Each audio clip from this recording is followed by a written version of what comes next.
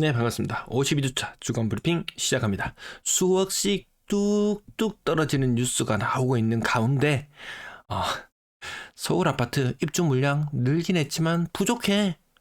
급등할 거야. 급등 우려. 지방하고는 사정이 다르다. 서울 아파트 오른다. 계속 오른다는 이야기밖에 없어요. 이런 뉴스도 있어요. 강남권도 10억 빠졌다. 서울 외곽부터 빠지기 시작했다. 사실 저는 이 뉴스가 더 맞다고 봅니다. 이제 하락은 시작이 불가하다. 이렇게 보는 입장입니다. 대구 지역, 부산 지역 인구 감소 2032년부터 시작이랍니다. 한 6개월 전쯤엔 뉴스가 나왔을 때는 전국적으로 가구 수마저 감소 2040년부터 시작된다. 하지만 지방은 다르다. 지방은 2034년부터 시작된다. 이렇게 이야기가 나왔는데요. 안 좋은 건 늘 더 빨리 찾아오는 것 같습니다. 2032년부터 가구 수마저 정점을 찍습니다. 아니, 부동산을 10년을 보고 투자를 한다고 하는데 이제는 몇 년을 보고 투자를 해야 되나? 이제 25년입니다. 이제 7년을 보고 투자해야 됩니다. 출구 전략이 무엇보다 중요해졌다. 쿠팡알리 늘 이용해 주셔서 감사합니다. 자, 매수 우위지수 서울과 울산이 살짝 반등한 걸로 나오긴 합니다. 서울의 반등 의미 있어 보이지 않습니다. 지난주가 어떤 주였나요? 네, 탄핵 전국부터 시작해서 난리도 아니었습니다. 그럼에도 불구하고 반등 의미를 두지 않습니다. 나머지 지역들은 5군데 광역시 하락, 울산 하나 상승. 이렇습니다. 분위기가. 2020년 대폭등기와 지금과 견주어 보면 너무나 조용하죠. 2년 하락했으면 상승해야지 이런 이야기가 나올 법도 하지만 안 나옵니다. 금리 많이 떨어진다. 더 빨리 금리가 떨어질지 모른다. 정말 경제 상황이 안 좋은 것을 반영하는 거라고 볼 수도 있고, 또 금리가 떨어지니까 또 가격 가야지. 이때처럼 가야지. 이때와 2020년과 2024년은 2025년은 너무나 다릅니다. 너무나 달라요. 그 점을 명심해 둬야 되겠다. 최바닥 이후에는 얼마나 변동이 있었냐 보니까 없어요. 요때 반등 23년 1월 2월 3월 요때 좀 반등기가 있었고, 그 이후로 대구 부산 다 횡보입니다. 서울 울산만 서울 따라가는 인천이 조금 빛을 받고 울산이 조금 괜찮았다 뿐이지 그 외에는 없다. 대전이 조금 상승해서 치고 나가는 것처럼 보이지만 대전 요즘에 임대 물량 폭발하고 있습니다. 장난 아닙니다. 살벌합니다. 요 지난주 내용 대구 부산 이번 주에 낙폭을 조금 줄인 걸로 나왔지만 서울이 어느덧 이제 0.01 아마 다음 주면은 보합이 아닐까. 이번 주 지금 월요일이니까 이번 주면 보합으로 접어들 것 같습니다.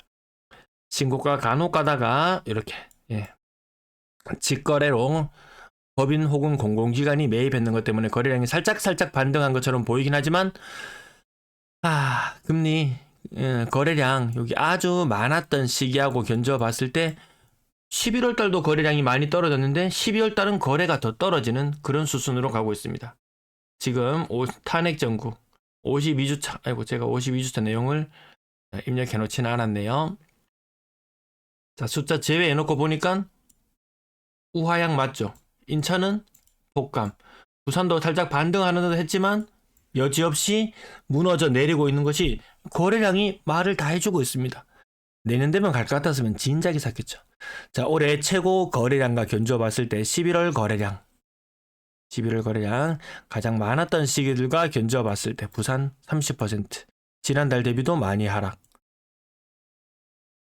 내년 1월 달도 12월 거래량도 현재로는 여기 11월 예상 거래량보다 한 15% 내지 20% 정도 거래량이 감소할 예정입니다. 대구 1800건에서 20% 감소한다면 한 1500건.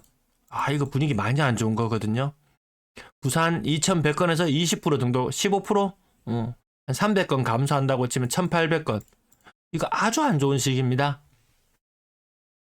내년 여타 전문가들이 나와서 상저하고를 이야기합니다. 대출풀 다른 많은 사람들이 기대하기로는 상고하죠. 이거 없을 거다라고 제가 늘 말씀드려왔죠. 그러니까 일단 상반기에는 비전이 없어 보인다 하고 그래도 무조건 부동산 전문가라고 하는 사람은 무조건 오른다고 이야기를 할 수밖에 없는 입장입니다. 그러니까 상저하고 하고도 저는 없을 겁니다. 상저 중고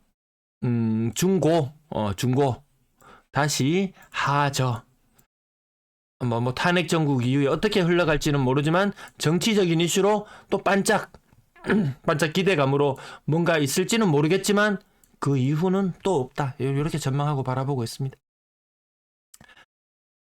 대구 거래량 그나마 전국 단위로 봤을 때 괜찮은 편. 인천이 순식간에 좋던 분위기가 순식간에 무너져 버렸습니다. 그러면서 지방의 시대, 서울 인천이 무너지면서 지방의 시대 그런 거 없더라. 광주 대전 별거 없습니다. 울산 거래량 그닥이에요. 전세 거래량 11월 달 무척 많이 감소했습니다. 10월 달과 견주어 봤을 때 요 밑에 지금 11월 거래량이 거의 완료 다 된 거. 여기에서 한 15% 정도 거래량이 20% 많으면 20% 정도 늘어날 건데요. 지난달 대비 거래량이 너무 없습니다. 추석 수준의 거래량밖에 되지 않는다. 많은 사람들이 갱신을 하지 싶습니다. 갱신하는 사람 잘 붙들어줘야 되겠다. 전세 거래량 대구 제가 늘 거래량이 안 좋다 말씀드리는데요. 여지없이 빨간색. 부산 거래량이 양호하다 말씀드렸는데 초록색. 대전 거래량이 양호하지만 매물은 폭발적으로 늘고 있다. 매물 14일과 견주어 봤을 때 부산 늘어났죠. 대구 늘어났죠. 인천 좀 많이 늘어났죠. 광주 거의 동률. 대전 거의 동률. 울산 조금 늘어났고. 전반적으로 매물이 늘어나는 추세가 잠시 주춤하는 듯 했다가 다시 늘어나는 쪽으로 방향을 튼 듯합니다. 안 팔린다는 얘기죠. 매물이 쌓이고 있다는 것이. 대전 매물 늘어나고요. 나중에 대전에 그 임대 매물이 전세 매물이 늘어나는 것도 한번 보셔야 될 것 같습니다. 그나마 제일 좋은 울산, 분위기 제일 좋은 울산.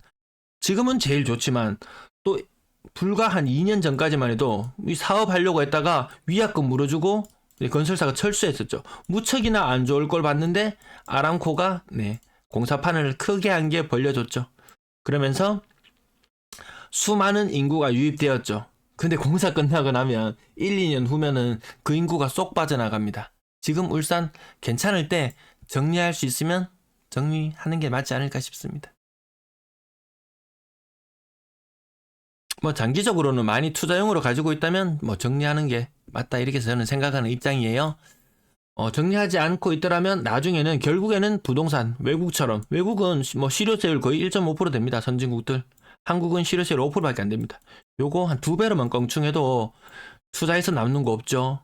투자해서 나라에서 세금 바쳐야 되죠. 투자한다고 괜히 대출 냈다가 은행에 돈 바쳐야 되죠. 팔리기나 시원하게 잘 팔리면 그렇지도 않습니다. 매물 인구 대비했을 때 부산이 1위, 대전이 2위. 대전 분위기 좋다고 이야기하기 어렵겠죠. 광주도 재빨리 대구를 따라오고 있다.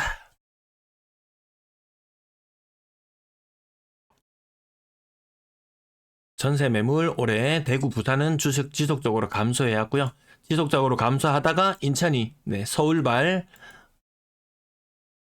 폭등, 서울발 폭등, 서울발 고가 아파트 폭등 이후에 갑자기 조정세를 거치니까 인천이 먼저 힘들어하는 모습을 보여주고 있습니다. 다른 지역들도 오르고 경상도 지역에 전세 매물이 줄더라. 인구 유입도 없는데 줄더라. 전세 매물 인구 1000만으로 환산해보니까 이게 뭡니까? 대전의 매물 이거 보시죠.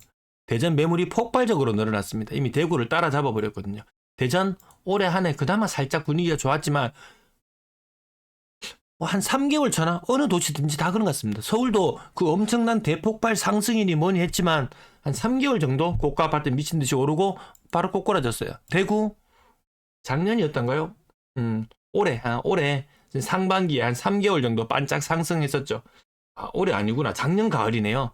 대구가 지금 주간 실거래 지수 기준으로 57주 연속 아마 하락이지 싶은데요. 작년 한 10월경부터 아마 한 3개월 정도 반짝 주간 실거래 지수 올랐지만 그런 식입니다. 지금 제대로 된 반등이 나오는 곳이 없다. 한 3개월 정도 반짝하면은 그걸로 끝이더라. 상승으로 끌고 올라갈 모멘텀이 부족하다. 부동산 시장에 그렇게 돈이 들어오지 않는다. 온통 부실 전국, PF 부실 어마무시, 가계 부실 어마무시, 기업 휘청휘청, 어디 하나 성한 데가 없습니다. 오늘 원달러 환율이 1,452원 여기를 막 놓고 하고 있던데요. 기름값, 유가는 국제 유가는 뭐 WTI 기준으로 68불, 69불 여기 왔다 갔다 하는데 동네 휘발유 값은 자꾸 오르고 물가, 생활 물가는 자꾸만 올라가고 쓸 돈은 없고. 아니 물가가 10% 20% 오르는데 백화점 매출 떨어진다 그러잖아요. 그나마 잘 나간다는 그 백화점도 매출이 떨어진다고 하는데 매출이 떨어지는 거 이거 심각한 거 아닌가요? 물가가 올랐기 때문에 그전에 사던 건 똑같이만 사도 매출이 10% 물가가 20% 올랐으면 매출이 20% 올라줘야 되잖아요. 근데 매출이 10% 빠진다 그러면 이거 얼마나 많이 소비를 줄이는 건가요? 허리띠 바닥 졸라매고 어려운 시기 다들 잘 견뎌내시기 바랍니다. 시청 감사합니다.